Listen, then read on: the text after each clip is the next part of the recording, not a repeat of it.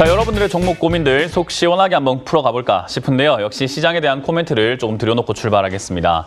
일단 지수가 떨어지다가 반등이 나오고 있습니다. 지난 금요일은 좀 살벌하게 밀렸다라고 생각할 정도로 많은 분들의 계좌가 조금 시퍼렇게 멍이 들지 않았을까 생각이 드는데, 이제 그런 상황에서 반등이 살짝 나와주면서 양봉으로 전환될 것만 같은 그런 분위기 만들어 놓고 있어요. 물론 이렇게 떨어지다가 저런 반등의 모습이 나왔다라는 것은 여기서 추가 상승할 수도 있지 않을까라고 여러분들이 생각해서 추가 매수, 신규 매수 이런 거 많이 하시는 것 같은데 하면 안 됩니다. 이런 자리보다는 조금 더 확실하게 반등이 나오는 자리가 좋고요. 지금 이 주가의 위치와 여러 가지 상황을 바라봤을 때도 역시나 지금은 위쪽 과열 단계이기 때문에 빠졌을 때는 여기서는 좀 더 많이 밀릴 수 있는 자리예요. 자리 자체가 조정이 들어갔다라고 한다면 이것 조금 들어갔다고 끝이 아니라 계단식으로 조금 밀린다든지 여러 가지 형태를 만들어 낼 수가 있거든요. 그래서 지금 여기서는 저점을 함부로 예측하는 것이 아니라 저점이 어디까지인지 보는 게 좋은데, 현금화를 미리 하지 않으셨던 분들은 걱정만 자꾸 나날이 깊어져 나갈 것입니다. 그렇기 때문에 현금화가 가능하신 분들은요, 지금 올라오고 있는 이런 자리에서 비중을 조금씩 계속 줄여나가는 것이 조금 더 시장 변동성에 대응할 수 있는 요령이 아닐까 생각을 해봅니다. 물론 미리 하셨다면 더 좋았겠지만 지금 늦었지만 지금 여러분들이 추가 매수가 아닌 오히려 추가 매도를 조금 진행을 하신다면 저는 괜찮지 않을까라고 보여집니다.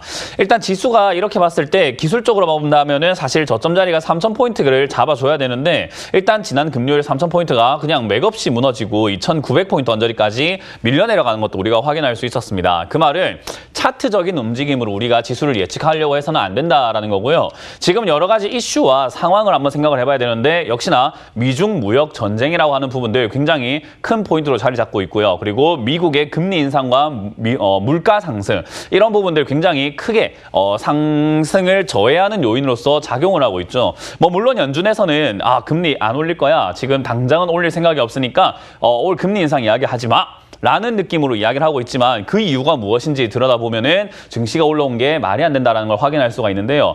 일단은 그 이유가 뭡니까? 금리가 안 올라가는 이유가 뭡니까?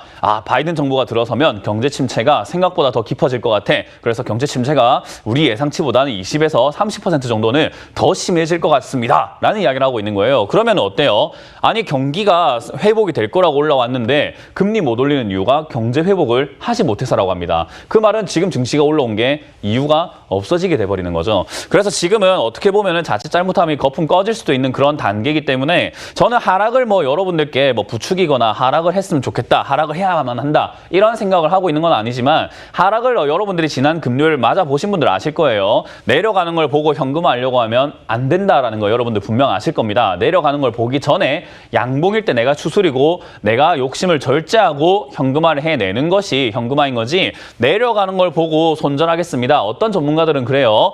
며칠선이 깨지면 손절하세요, 또는 2,800이 무너지면 손절하세요 라고 말씀하시는데, 말이 쉽지 그거는 개인 투자자의 생각을 한 번도 해보지 않았기 때문에 그런 조언이 가능한 거라고 생각합니다. 이게 지금 2,800까지 내려왔을 때 손절하거나 며칠선, 이동평균선을 보면서 그게 깨지면 손절해야 된다고 한다면 여러분들 계좌는 이미 박살나 있는 상태이기 때문에 손절 안 됩니다.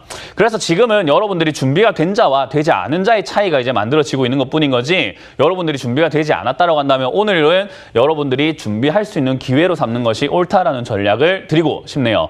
어쨌든 일단 명절이 또 다가오고 있습니다. 명절, 지난 작년에도 제가 그런 이야기 해드렸던 것 같아요. 명절 전에 어떤 전략을 세울까요? 라는 전략이, 제가 명절 전에 굳이 주식을 들고 있을 이유가 없습니다. 명절 전까지 다 팔아내시고 명절 끝나고 나면은 어떤 악재라든지 안 좋은 흐름이 나올 수 있을 것 같습니다. 현금화 하세요 라고 말씀드렸는데 명절 끝나고 코로나 터져버렸습니다. 이번에 어떻게 될지 모르겠지만 너무 많이 올라온 상황에서 명절을 우리가 앞두고 있다라고 한다면은 그 명절 긴 연휴 동안 마음 졸이면서 우리가 새해를 맞이하는 것이 아니라 조금 편하게 현금을 들고 잠깐 쉬어가는 단계에서 새로운 새 출발을 하기 위한 현금화라고 생각해 보시는 것은 어떨까 생각이 드네요. 자, 어쨌든 저는 지금 시기 역시 좋은 시기 아닌 것 같다라는 것은 제 방송을 꾸준히 봐오신 분들은 아실 겁니다. 지금 당장에 저는 현금화하라라고 드리면서 여러분들 종목들 어떻게 대응해야 될지 제가 다 상담해 드릴 테니까요. 전화 많이 주시길 바라겠습니다.